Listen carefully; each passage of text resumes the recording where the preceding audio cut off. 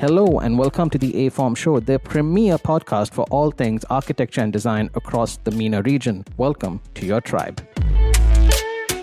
Hello and welcome to the show. Today's guest is Drue Newcomb, Group Director at P&T Group in Dubai, part of the world's oldest and most respected architectural and engineering consultancies with presence in over 70 cities globally. Drue brings extensive experience in design and project leadership, having contributed to major regional developments, including hospital and mixed-use projects such as the SFMC Hospital in Jeddah, Burj Rafal in Saudi Arabia, and many more. At P&T, the team is known for combining sustainability, innovation, and cultural sensitivity across architecture, engineering, and planning. So, without further ado, let's get into it.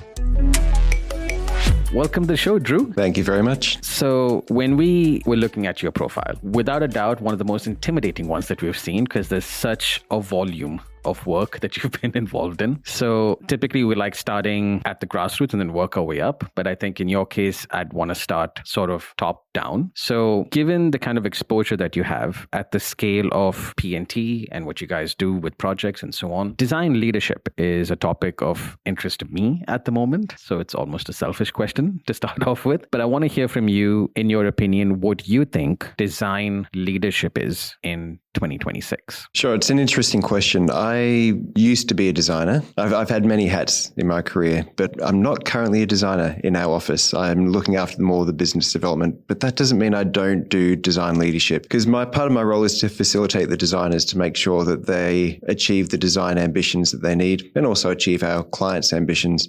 So design leadership for me is less about what the design product we're producing, but more facilitating the people behind that design. So it's a lot of HR. It's a lot of helping people with different processes which nurture design rather than actually producing a design ethos behind it. Right. And do you think there's a significant difference today as it was, say, maybe a decade back in terms of how you'd deal with / motivate / encourage, foster talent internally? No, because I have a lot of discussions with people saying the younger generation are different. They've got different ambitions and goals, but I personally don't see it. There's a whole lot of discourse trying to separate generations from each other. Well, I'm from the Generation X generation, but I don't see myself any different from my parents' generation or from the people that preceded me. Everyone just wants to do their best job possible. Everyone has their own personal needs. Everyone's an individual. I don't see the generational difference. I think it's just people wanting to categorize, to make things simpler for themselves, to try to understand people's personalities. But you should understand people as individuals, not as part of a generation. So to motivate people, you just have to do the normal thing. You have to give them control over their work. You have to understand that you're working with a person. You're not working with someone who's producing something for you. So you have to be sensitive to what is happening within their life and work around it if you possibly can. That is interesting. That's a very sort of almost hands-on approach, you could say, wherein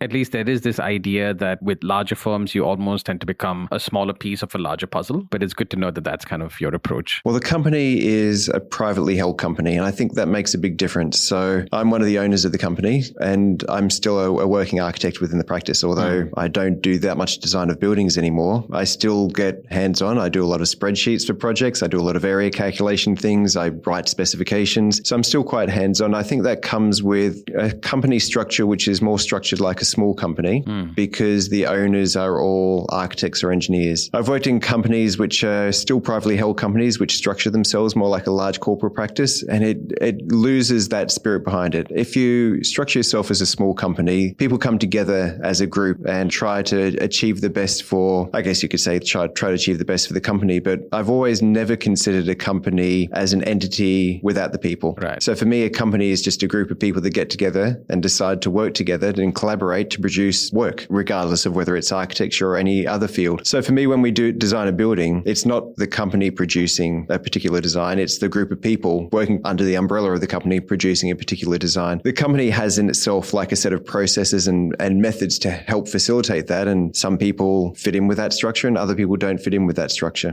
And so that's part of the interview hiring process that we do, is we always have to make sure that the people that come into the company fit within the company processes. So we like everyone to be hands-on. We like to have a hierarchy of responsibility, and that makes sure that someone is responsible for producing particular work. But we don't like to have a hierarchy of communication. We don't like to have a hierarchy on the production of work. Right. So, for instance, this is a couple of years ago now, probably be about 7 years ago, back when we were still using AutoCAD. We don't anymore. We're just strictly Revit. But when we're using AutoCAD, we're working on a project. We had to get some door scheduling out really quickly. So I knew my team was under pressure to do other things. I, as the project director for that project, was in a bit of downtime because we're in the production phase. So I just jumped on and did some of the really menial tasks like producing door schedules. And that's how we see ourselves as a company. Everyone just needs to be hands-on to help out. Yeah. I think a lot of our audience hearing that would have been like, man, that is awesome. I would love to have someone like Drue,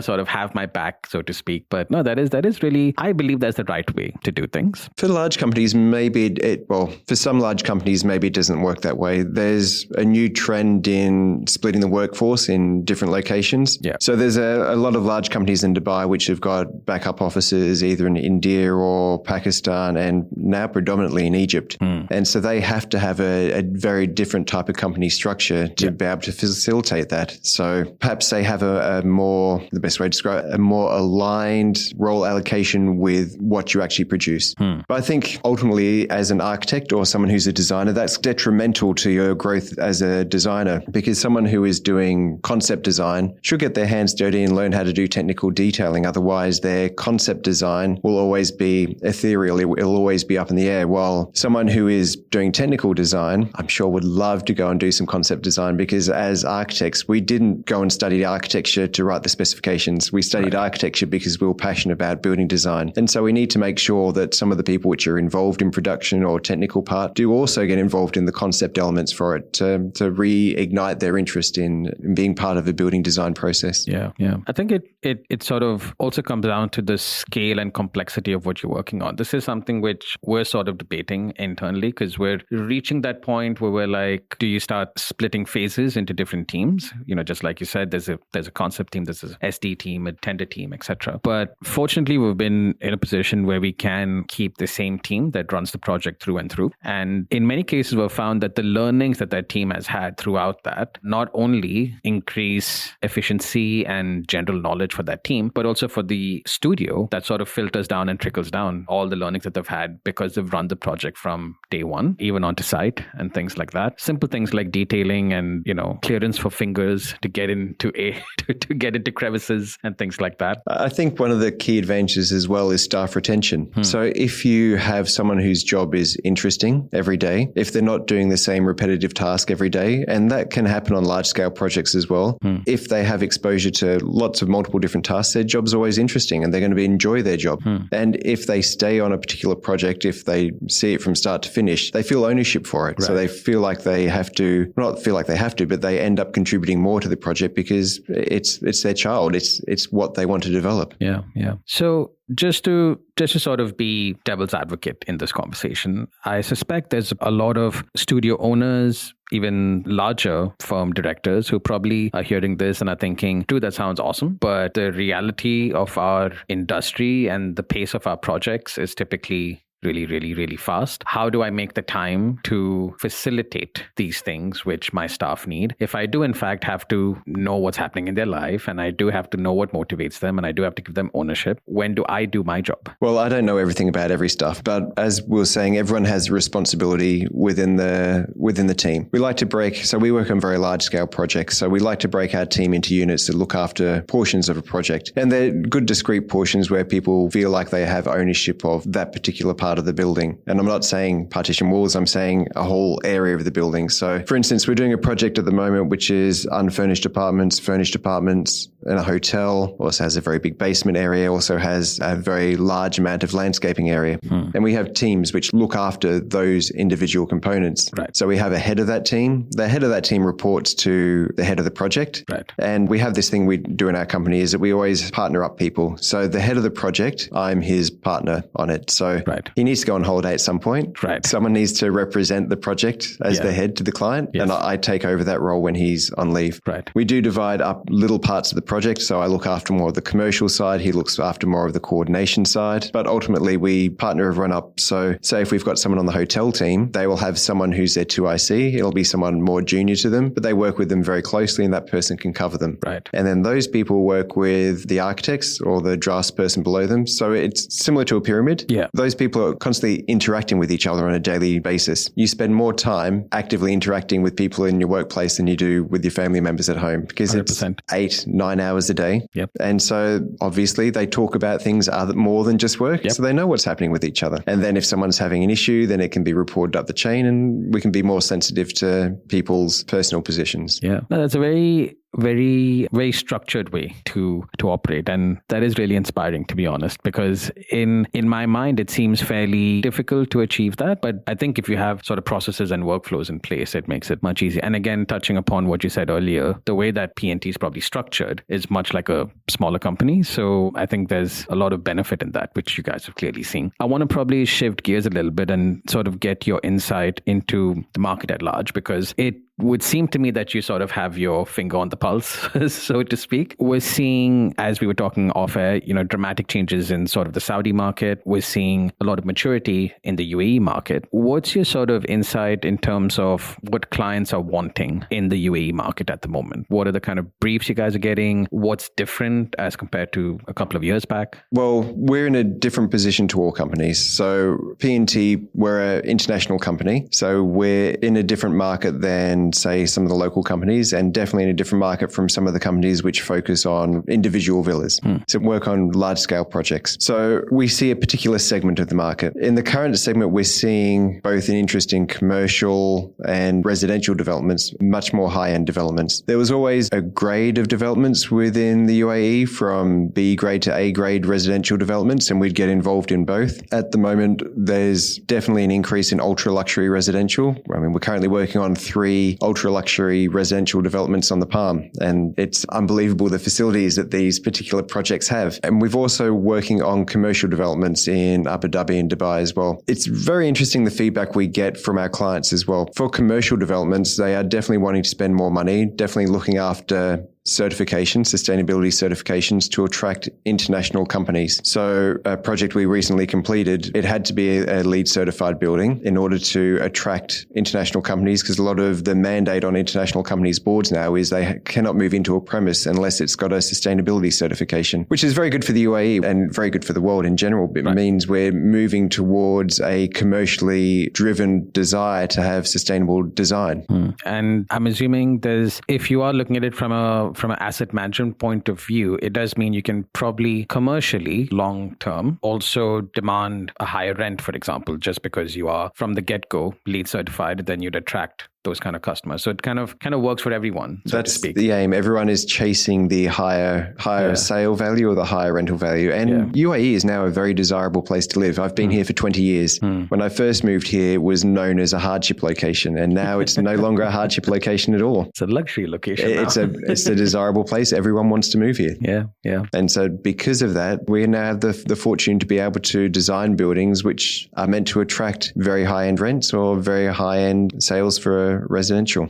Right. When you're dealing with these sort of ultra luxury residential projects, and the only reason I ask is because this is somewhat close to my heart. It is a sector that I've been in actively as well. When you're looking at those kind of projects, when you say that the clients are sort of looking for something else and the requests that you get for the kind of briefs of these spaces are different, is it, in your opinion, something which is now geared towards the end user, as in they're now targeting these projects towards people who are actually going to live in these, or are they still looking at it from an investment point of view? No, the luxury and residential, I'm probably not the best person to speak on this because I'm not part of the client body, but from my understanding is they are going to be owner occupiers, but their occupancy rate is going to be very low. Right.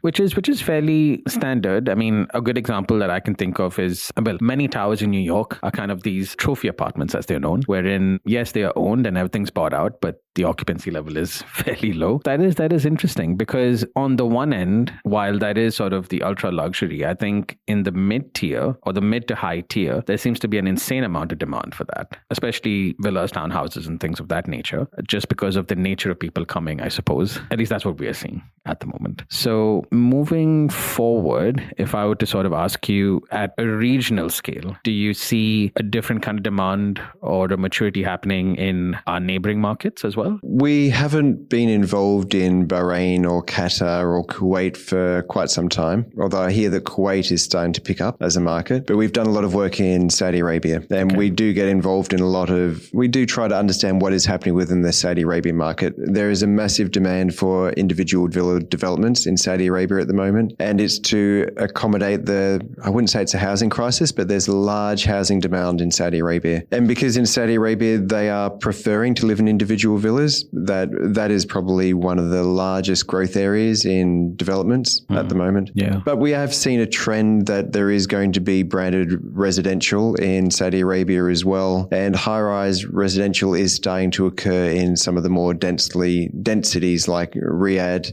and also in Jeddah. Surprisingly enough, we worked on one of the first high-rise residential buildings in Riyadh, which is Burj Rafal, which is 60 plus, almost 70-story building, part residential, part hotel. It seems to now that is now a growing trend. Interesting. It is difficult because I suppose culturally speaking, there is an affinity or a preference towards sort of standalone villas. I'm interested to know, forgive my ignorance at this point, but when you were looking at Burj Rafal and those residential units, were you still looking at incorporating some of the cultural features in those units, sort of how, privacy is dealt with and a majlis, dare I say, something like that? So Burj Rafal was done back in 2009, I think, so quite some time ago. And yes, we were definitely looking at cultural sensitivities to the layouts of the apartments. And it was a client demand as well, because it was a relatively new product coming onto the market. There had been apartment buildings, of course, in Riyadh, because it's a very large city. Right. But the high-rise residential, you had to go for a higher-end market. And so you had to address some of the potential cultural concerns. But nowadays, people aren't really looking at, well, actually, if you just look back in Dubai. So when I first moved to Dubai 20 years ago, the majority of the apartments had an entrance hall, which was for privacy reasons. Yeah. Now, none of the apartments have entrance halls. Like bang into the living room. You're straight into the living room. All the apartments now have open kitchens. So there's a reduction in the importance placed on particular planning based on culture, which is a little bit of a shame. But I actually did my dissertation on this topic when I was at university, when I finished off my master's degree. I mean, this is completely off the topic, but it was about architectural determinism. So can architecture determine people's lives? Does it have an impact on someone's life? Right. So what I did was I had a look at the influence of the HBO housing in Singapore, which is a government housing in Singapore, and what influence it had on the society. Because HBO housing was basically your typical layout of you enter into the living room and it's got a couple of bedrooms. And you had four main cultures in Singapore at the time. You had the Malays, Indians, Chinese, and you had the Western. There were some Arabs in Singapore, but it wasn't enough. And I don't think they moved into the HBO housing. And I don't think the Westerners moved into the HBO housing. So we had three main cultural groups which had three very distinctive housing types at the time. They all moved into the same type of housing. It didn't stop them from being culturally distinct. It didn't stop them from practicing their own cultures. So my conclusion was people are flexible. People will adapt to their environment. So I don't believe there is such a thing as architectural determinism. That's not to say that we shouldn't try and produce buildings which are more culturally sensitive and more appropriate for the culture. And I think it's more interesting if we produce apartment buildings which are a different typology in this region than they are in other parts of the world. It makes for variety and diversity, which makes life generally more interesting. Yeah. It's an interesting insight, because I would have always thought that should you design like say a spatial floor plan where you know that the cultural sensitivity is probably leaning slightly askew, I would have always thought that would not have worked. But that's an interesting insight, because now that I think about it, yeah, people do tend to occupy buildings even though it's not particularly up their alley, and yeah, life seems to go on.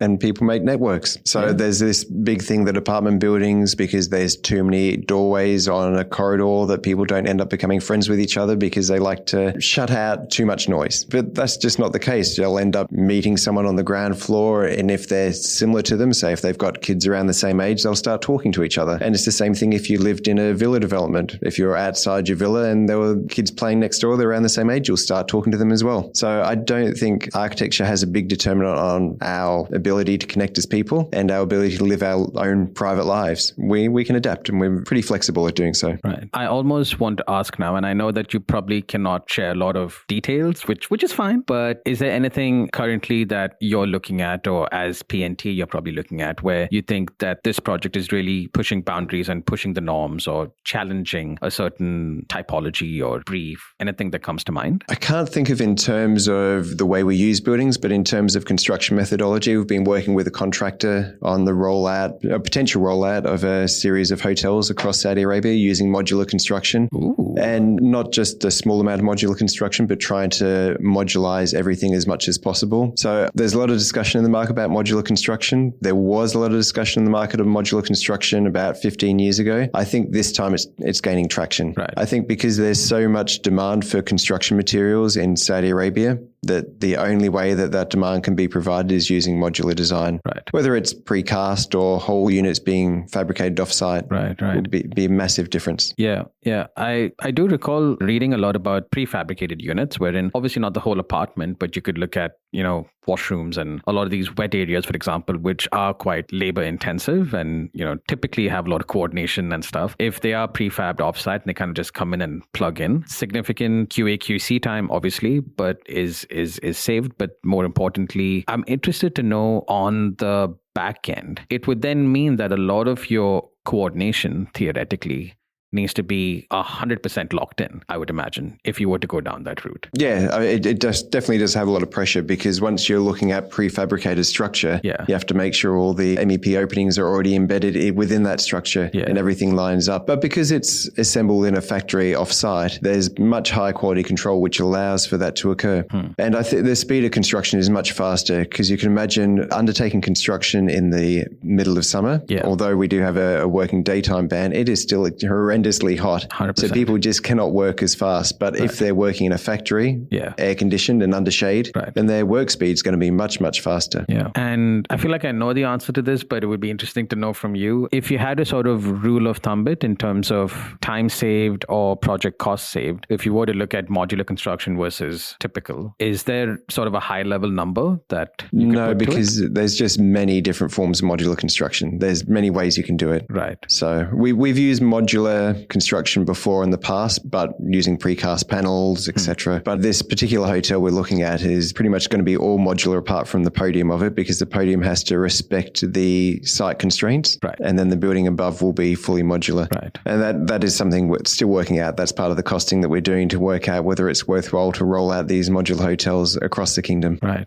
Very interesting, because I can see a lot of operators really wanting that, because they're probably looking at the longevity of the entire asset and looking to see if we were to invest now and kind of dial it in now, it probably is going to be on our books for much longer, and they're probably looking at operation, maintenance, etc. And if you can give almost a guarantee of the highest level of quality before they even start construction, I think that probably adds a lot of value down the road for them. I think part of it is mainly to do with the initial capital cost as well.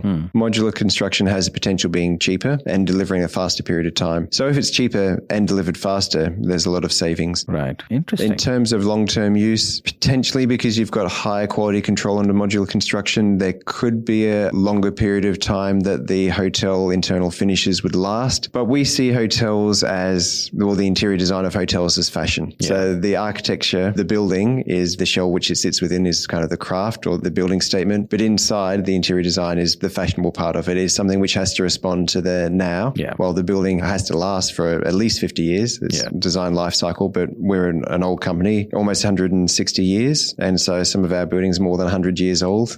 So we understand buildings have to last a long time. So if an interior product is need to be replaced after 20 years, I think that's probably its life cycle. Fair. Yeah, that's fair. We've actually, Burj Rafal, the building I mentioned before, that's already had one refurbishment. Cool. And we're actually working on a refurbishment project at the moment. We're involved in the refurbishment of the Kingdom Wall underneath the Kingdom Tower in Saudi Arabia. And that's, I think it was finished in the late 90s. Right. And so it's a 30-year turnaround for the refurbishment of the mall. Right.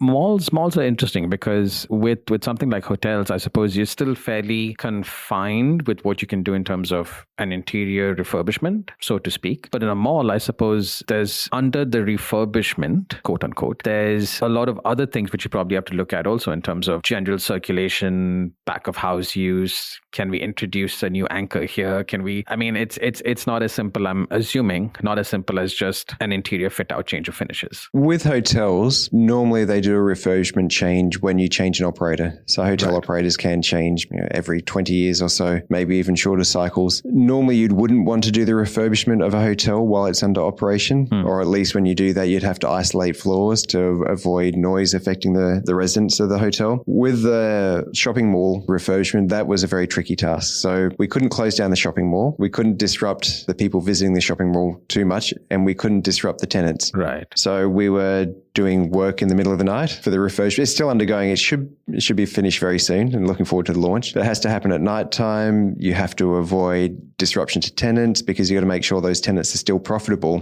while the mall's being refurbished. Right.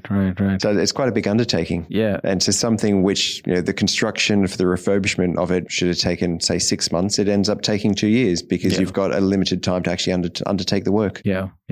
Very challenging just to kind of get a project like that. Really requires to have all your ducks in a row at all times. Anything kind of going out of line, I suppose, has not a detrimental, but definitely a time impact, a cost impact, I would think. Well, it's a refurbishment project. So this is the second refurbishment project I've worked on in the Middle East. The key thing about refurbishment projects is everyone has to have the understanding that expect the unexpected. You never know what you're going to get once you start opening up the ceiling spaces or the walls. Anything could be there. And we discovered lots of things when we're doing the Kingdom Mall refurbishment. But the great thing about that project is the client completely understands that the unexpected could happen, and our team works very closely. So the contractor understands that, we as a consultant understand that the client, and so you end up having 3 people going to war together to make the design a reality. Right.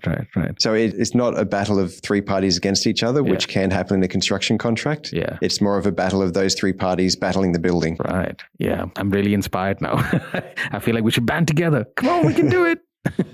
Drue, at this point of the episode, I'd like to look forward because we have spoken a lot about everything up to now. I'm very curious to ask you in terms of what you as an individual would now be looking to work towards, given the experience that you have, given the role that you currently have at P&T. If we were to sort of almost look into a crystal ball, so to speak, what is Drue doing in the next 4 to 5 years? My aim is to keep the office sustainable, to take on projects which we like doing, to take on good projects with good clients, and to make sure the staff in the office are happy with the roles they've got in the project and are developing within their careers. Inside the office, we have our own 6-month evaluation of the staff where we talk to the staff, talk about where they want to go with their careers. We even talk to them about, do you want to open up your own practice at some point in the future? And if they want to, how can we support you do that in giving you the education you need within the office for that to happen? So, life is too short to be focused on trying to obtain commercial ambitions. Right. The whole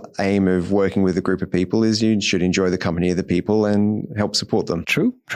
It's, again, just a sort of offshoot question. When you do have sort of the ambitions of the team, and then there's what they want to do on a project in terms of their design ambition. There's a third factor typically, which is the timeline, the cost, the budget, which is almost typically in opposing terms to each other, so to speak. So I suppose the question I'm asking is, how do you sort of balance design expression or design sort of pushing the boundaries of design versus sort of the commercial requirements of the project? Is that something which you actively look at, in the sense that, just to give an example, if you do come across a project where you think, if we were to really do this one element, it would really, really help the project. But then on a costing point of view, it really shoots the budget up a lot. How do you sort of balance that? It's not really our decision to make, because it's not our money that we're spending. It's the client's money that we're spending. But there is a key consideration that as an international consultant, they've employed us because they want something a bit different. So the client isn't going to be after the most cost-effective solution. What they're going to be after is the most marketable solution. So, for instance, we do propose solutions which have an additional cost because of some particular design feature. We can talk the client through it, and they can make the decision whether they want to go down that particular route to explore what that would mean to them. Right. We have one client which embraces unique design,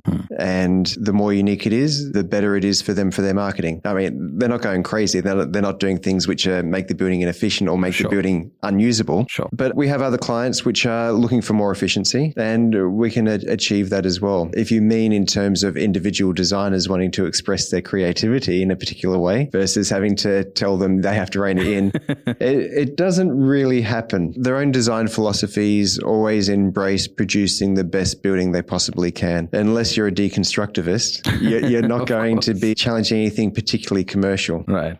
And of course, design is an iterative process. So you start at the beginning of a project with visaging the project. Even if you consider it pre-concept, you go to the client with some ideas. Is this what you're after? The client will immediately pull back and say, I need a more efficient building. I have to consider the budget, etc. Then you design towards that way. Or if they get excited by a particular idea and think, oh, okay, this I can market, then you start heading down the direction which maybe pushes some of the design boundaries. Right. It really depends on the client. Right. But I think like you said, if you sort of present it in a very cohesive manner, it then allows them to make an informed decision, which probably helps long term. At this point of the episode, we have a bit of a closing tradition on the episode, which is known as the aForm tradition. Probably need to rename that. It's fairly rudimental, but what it is basically a question that's been asked by one of our previous guests, not knowing who the next guest is. So it's, you don't know who asked the question. The person who asked the question does not know who's going to get it. Do I find out afterwards who asked the question?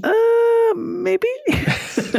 But it's typically just a bit of fun to end the episode. Of late, there's been a bit of a trend of not having design-related questions. It's kind of just been fun stuff. So I'll pull up the question for you today. So, okay. It's kind of design-related. So the question is, what does a really good day in the studio look like for you? And the kind of in brackets put after that, it could be when you're in a state of flow, kicking goals, and you don't notice time fly by, or something else. But the original question is, what does a good day / best day look like for you in the studio? That's an interesting question. You can take your time to answer. Yeah, I've got to think about it. Best day in the studio. Or maybe like an ideal day in the studio. Like what would be an ideal day for you? I suppose it changes on day to day, right? Because I mean, if you're under the pump, I suppose getting a submission out is really good.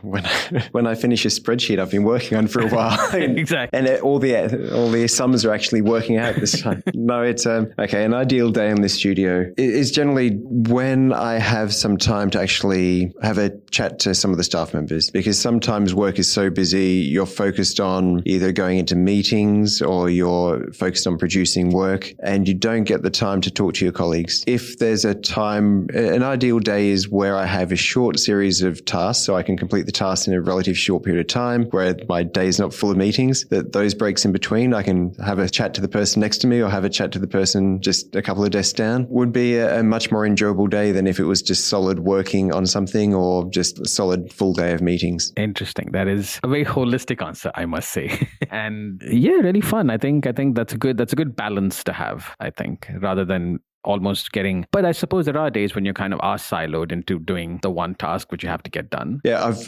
I do a lot of spreadsheet work, right? And one of my worst days is when I have an error in the spreadsheet and I cannot find it. It is a painful day. It's also a painful day if I have to work on a spreadsheet for an entire day and I'm just looking at a screen, looking at numbers the entire day. So I guess if we go back to what I mentioned before about staff and having to work on concept all the way through to technical documentation, it's the same for me. If I have a day which is full of variety, it's a good day. If it's a day of doing the same task over and over again, it's not a very good day. All right. Well, Drue, on behalf of the show, we wish you many more days of variety moving forward. Thank you so much for your time. This is something which I kind of shout from the high heavens, which is the show is only possible because of people like yourself donating your time, most important asset on the world, and transparently sharing your experiences. And hopefully someone listening in has learned something new. So thank you so much for coming on. Thanks for inviting me. Look forward to listening to the other podcasts coming up. Yep. And for the rest of you guys, we will catch you guys next week.